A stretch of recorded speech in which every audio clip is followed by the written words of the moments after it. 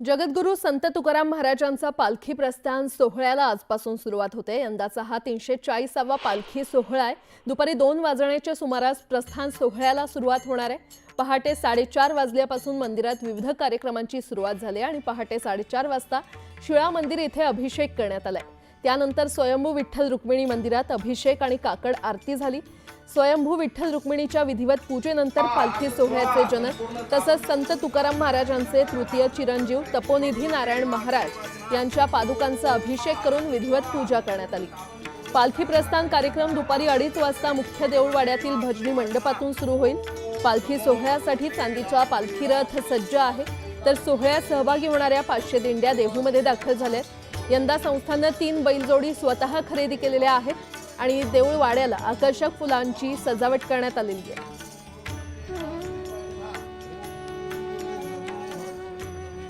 आणि या संदर्भात अधिक माहिती देत आहेत माझी सहकारी प्रियंका लाठी सध्या आपल्या सोबत जोडली गेलेली आहे। प्रियंका, सुप्रभात।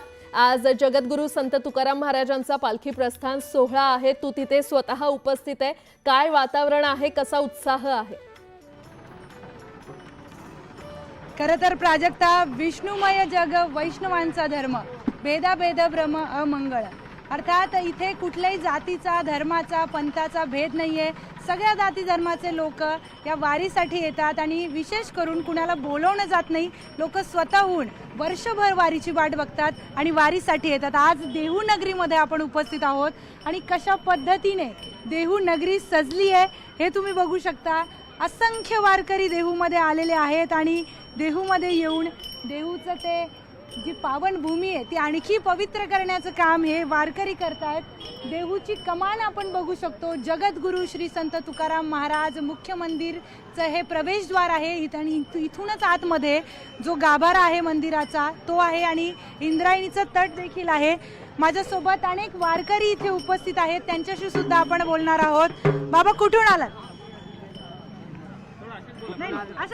मी एक भजन म्हणणार आहे। म्हणा। माझी हीच दुनिया आहे।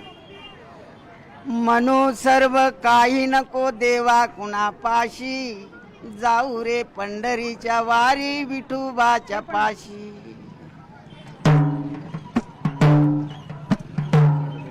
म्हणू काही नको देवा मागन कुणापाशी, जाईन रे मी माझ्या विठूच्या रे द्वारी।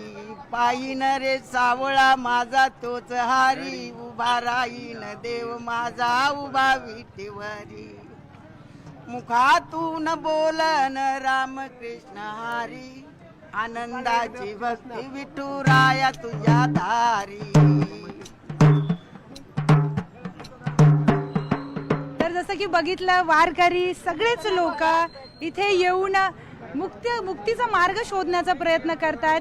वर्षभराचं जे सगळं टेन्शन असतो, तणाव असतो, अगदी पेरण्या करून सुद्धा वारकरी आता वारीला पोहोचलेत। सगळं पांडुरंगाच्या भरोश्यावर इतका विश्वास पांडुरंगावर आहे की ती पेरणी केलेलं पीक आणि त्या सगळ्या गोष्टींवर आता पांडुरंग त्याला बघेल, आम्हाला तिथे बघायची गरज नाहीये आणि आम्ही वारीला आलेलो आहोत आता पांडुरंगासाठी, पांडुरंगाच्या दर्शनासाठी, अशी एक भावना या सगळ्या वारकऱ्यांमध्ये आहे।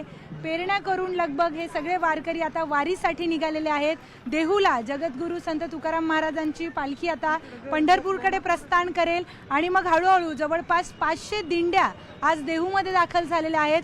वेगवेगळ्या गावचे वारकरी इथे आलेले आहेत आणि जसं की मी सुरुवातीलाच सांगितलं, इथे कुठलाही धर्म नाहीये, जात नाहीये, पंथ नाहीये, सगळ्या जाती धर्माचे लोक वेगवेगळ्या गावावरून इथे येत आहेत। महिला मंडळ देखील मोठ्या प्रमाणात वारीत आलेलं आहे, कारण की सगळ्यात महत्त्वाचं हे कारण संसाराची सगळी चिंता सोडून या महिला मंडळी आता वारीत दाखल झालेल्या आहेत।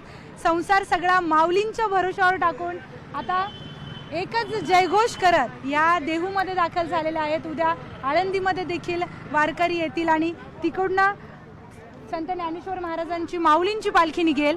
पण आज संत श्रेष्ठ जगद्गुरू संत तुकाराम महाराजांची पालखी देहूमधून निघणार आहे। निश्चितच प्रियंका, खरे तर भाविकांमध्ये उत्साह दिसतोय आणि तितकाच उत्साह तुझ्यामध्ये देखील दिसतोय। हा उत्साह असाच कायम ठेव।